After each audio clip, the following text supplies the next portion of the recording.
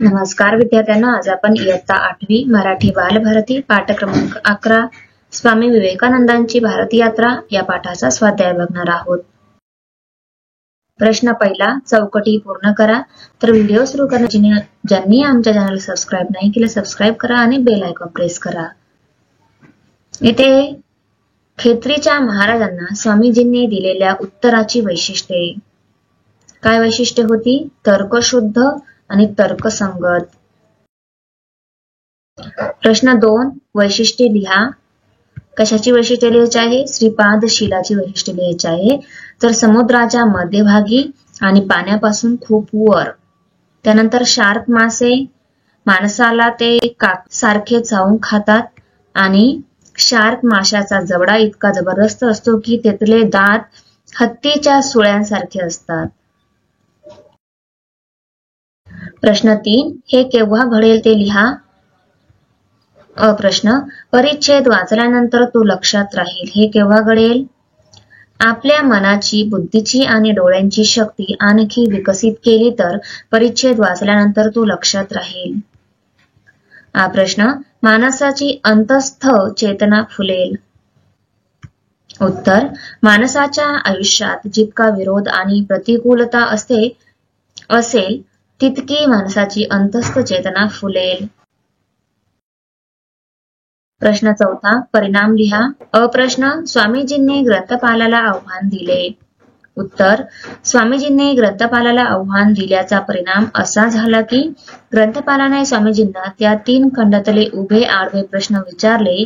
तो जे प्रश्न विचारायचा त्याचे उत्तर ज्या पानावर असायचे ते अर्धे पान स्वामीजी कंठस्थ सांगायचे. हे पाहून त्या ग्रंथपालाने सांगितले, हे मानवी कक्षेच्या बाहेरचे काम आहे.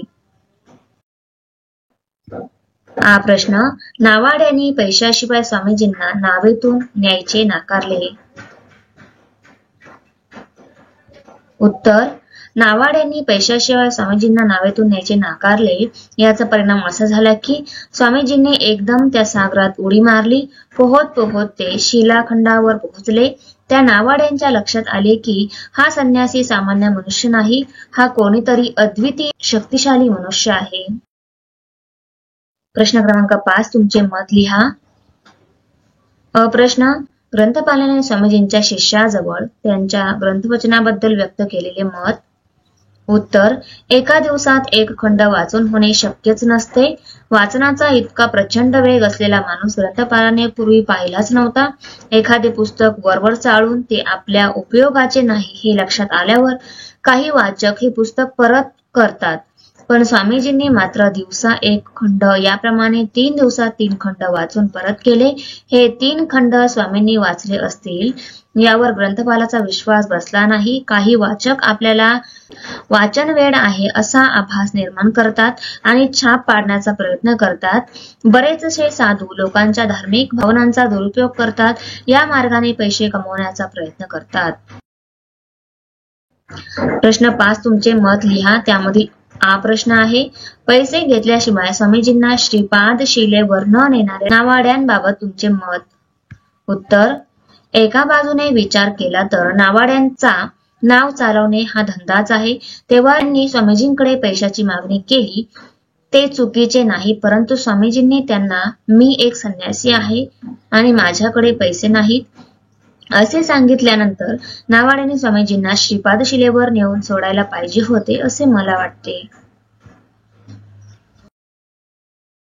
प्रश्न क्रमांक 6, स्वामीजींचे खालील गुण दर्शवणारी वाक्ये पाठातून शोधा व लिहा. निर्भयता हे गुण दर्शवणारी वाक्य कुठली आहे पाठातली? तर बघा, स्वामी विवेकानंदांनी एकदम त्या सागरामध्ये उडी मारली. त्यानंतर मी आता 2-3 दिवस इथेच राहणार. रात्री एकटे, सोबतीला कोणी नाही. त्यानंतर मनाची एकाग्रता हे गुण दाखवणारे पाठातील वाक्य कुठली आहे? ते रोज 1 खंड वाचायचे. मी माझे मन कुठेही एकाग्र करू शकतो. त्यानंतर मी जे वाचतो त्यावर मन केंद्रित केल्यामुळे माझे ते लक्षात राहते. दृढ निश्चय, स्वामी विवेकानंदांनी हिमालयापासून भ्रमण केले. ते ते रोज एक खंड वाचायचे, दृढ निश्चय होता. देशप्रेम. देशप्रेम कशातून दिसून येते? जे देशाची सेवा करायची आहे, त्या समाजाची सेवा करायची आहे, तो देश तो समाज एकदा डोळ्यांखालून घालावा. वाचन प्रेम. इंग्रजी ग्रंथाचे खंडच्या खंड वाचत असत. ते रोज एक खंड वाचायचे. त्यांनी 3 दिवसांत एक एक खंड वाचून परत केले. प्रश्न 7. तुमचा अनुभव लिहा. काम करत असताना एखादे संकट आले की माणूस जागरूक राहून काम करतो, याविषयी तुमचा अनुभव. परीक्षा 1 महिन्यावर आली होती. मी नेहमीप्रमाणे हसत खेळत अभ्यास करत होतो, पण एक दिवस मी आजारी पडली. 10 दिवस अभ्यास करू शकले नाही, पण नंतर मात्र हसत खेळत नव्हे तर मन लावून अभ्यास केला, म्हणून त्या वर्षी मी वर्गात पहिली आली. प्रश्न क्रमांक 8. खालील 2 प्रसंगातील फरक स्पष्ट करा. स्वामीजींच्या समुद्रात उडी मारण्यामागचे नावाड्यांचे विचार. उडी मारण्यापूर्वी काय होते आणि उडी मारल्यानंतर काय विचार आहे? तर बघा, उडी मारण्यापूर्वी होडीतून माणसांची वाहतूक करणे हा आपला पोटापाण्याचा व्यवसाय आहे, मग आपण त्यांना फुकटात का न्यावे? उडी मारल्यानंतरचा विचार. स्वामींनी उडी मारल्यावर मात्र नावाडी घाबरले. त्यांच्या मनात आले, या माणसाच्या वाटेत संकट आले तर, त्याचा दम संपला तर. खेळूया शब्दांशी.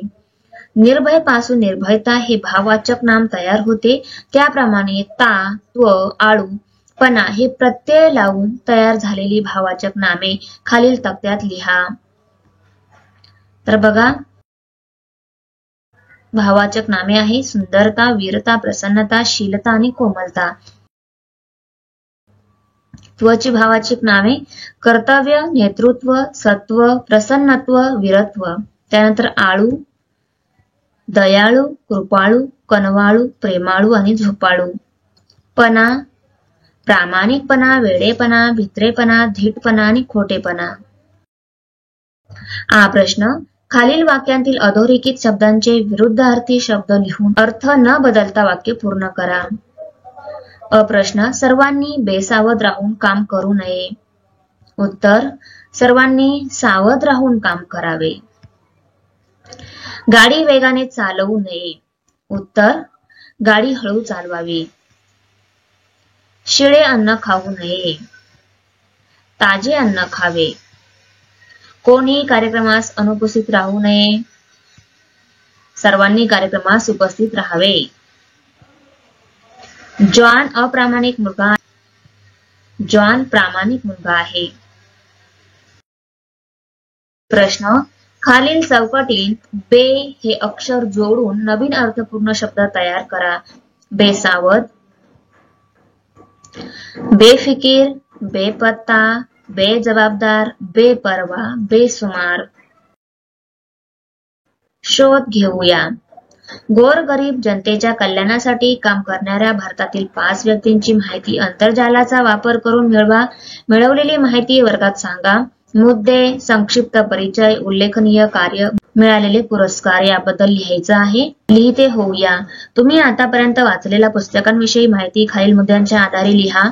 मुद्दे आहे पुस्तकाचे नाव, लेखक किंवा लेखिका यांचं नाव लिहायचं आहे. पुस्तकाचा विषय, साहित्याचा प्रकार लिहायचा आहे. तुम्हाला आवडलेली पात्रे त्यातील कोणती आहे ते लिहायचं आहे. त्यातील तुम्हाला विशेष आवडलेल्या घटना इत्यादी लिहायचं आहे. खालील तक्ता पूर्ण करा. संधी, त्यानंतर संधी विग्रह काय येईल ते लिहायचं आहे. पहिलं बघा, संधी काय आहे? अधोमुख. संधी विग्रह आहे अधमुख.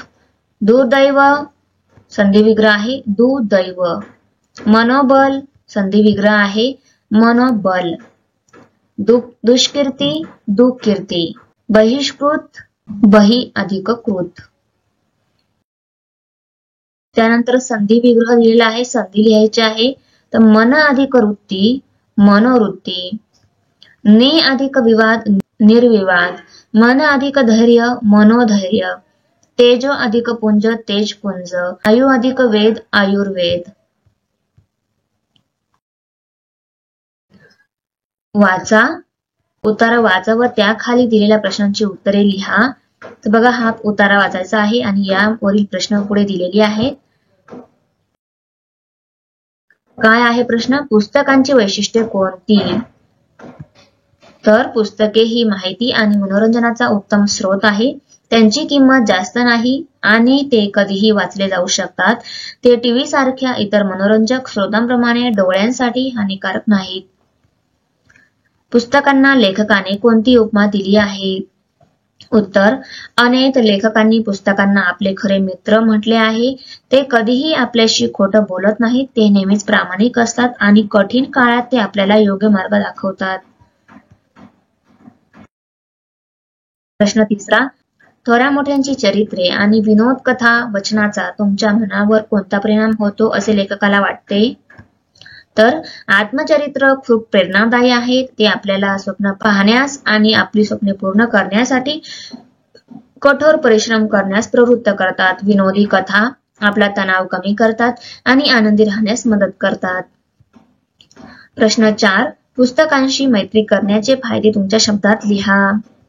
उत्तर, पुस्तकांशी मैत्री करण्याचे बरेच फायदे आहेत. आम्ही चांगल्या प्रकारे माहिती देत आहोत. आमची भाषा कौशल्ये सुधारली आहेत. आपण आयुष्यात चांगले निर्णय घेऊ शकतो.